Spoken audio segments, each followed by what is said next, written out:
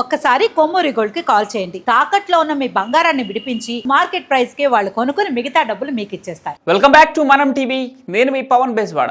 విదేశాంగ విధానంలో కొత్త అధ్యాయానికి నాంది పలికింది భారత్. ఆఫ్ఘనిస్తాన్ లో తాలిబాన్ పాలన మొదలైన 4 ఏళ్ల తర్వాత తొలిసారిగా వారితో భారత ప్రభుత్వం సంభాషించింది. ఆఫ్ఘనిస్తాన్ లో ప్రభుత్వాన్ని నెలకొల్పిన తాలిబాన్ నేతలతో భారత విదేశాంగ మంత్రి జైశంకర్ మాట్లాడారు. తాలిన్ కార్యనిర్వాహక విదేశాంగ మంత్రి అమీర్ ఖాన్ ముత్తకీతో అధికారిక ఫోన్ కాల్లో మాట్లాడారు ఆయన. అయితే ఆఫ్ఘన్ ను రెండోసారి తాలిబాన్లు హస్తగతం చేసుకుంటున్న తర్వాత భారత ప్రభుత్వం నుంచి ఇదే మొట్టమొదటి మంత్రి స్థాయి సంభాషణ కావడం మాత్రమే కాకుండా పాకిస్తాన్ తో ఉద్రిక్తతలు సంతరించుకుంటున్న ఈ వేళ సంభాషణ ప్రాధాన్యతను సంతరించుకుంటోంది. పహల్గామ్ లో జరిగిన ఉగ్రదాడిని ఆఫ్ఘనిస్తాన్ విదేశాంగ మంత్రి ముత్తాకి ఖండించినట్లు మంత్రి జైశంకర్ తన ఎక్స్ ఖాతాలో తెలియజేశారు. భారత్ ఆఫ్ఘనిస్తాన్ మధ్య విభేదాలు సృష్టించేందుకు ఇటీవల అవాస్తవ ప్రచారం చేయటాన్ని ఆయన ఖండించినట్లు మంత్రి పేర్కొన్నారు. అయితే ఆఫ్ఘాన్ ప్రజలతో సంప్రదాయ స్నేహాన్ని గుర్తు చేశామన్నారు. అభివృద్ధి పనులకు నిత్యం సహకారం ఉంటుందని అన్నారు ఆయన.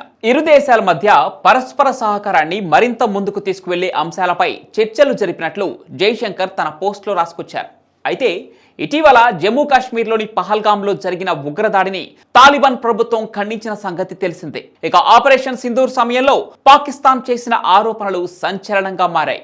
భారత్ ప్రయోగించిన ఓ క్షిపణి ఆఫ్ఘాన్ భూభాగంలో పడినట్లు పాకిస్తాన్ తప్పుడు ప్రచారం చేసింది.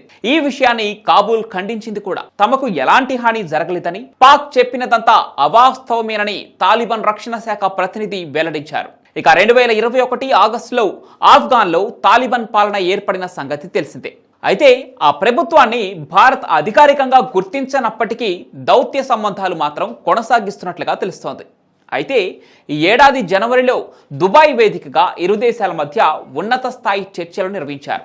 మరోవైపు ఆఫ్ఘాన్లో అల్ ఖైదా, ఐసిస్, తెహ్రీక్ ఈ తాలిబాన్, పాకిస్తాన్ వంటి ఉగ్రముఠాల ఉనికిపై న్యూఢిల్లీ ఆందోళన వ్యక్తం చేస్తుండగా తాజాగా తాలిబాన్ మంత్రితో జైశంకర్ చర్చలు జరపడం ద్వారా తాజా పరిస్థితుల్లో ప్రాధాన్యతను సంతరించుకుంటోంది.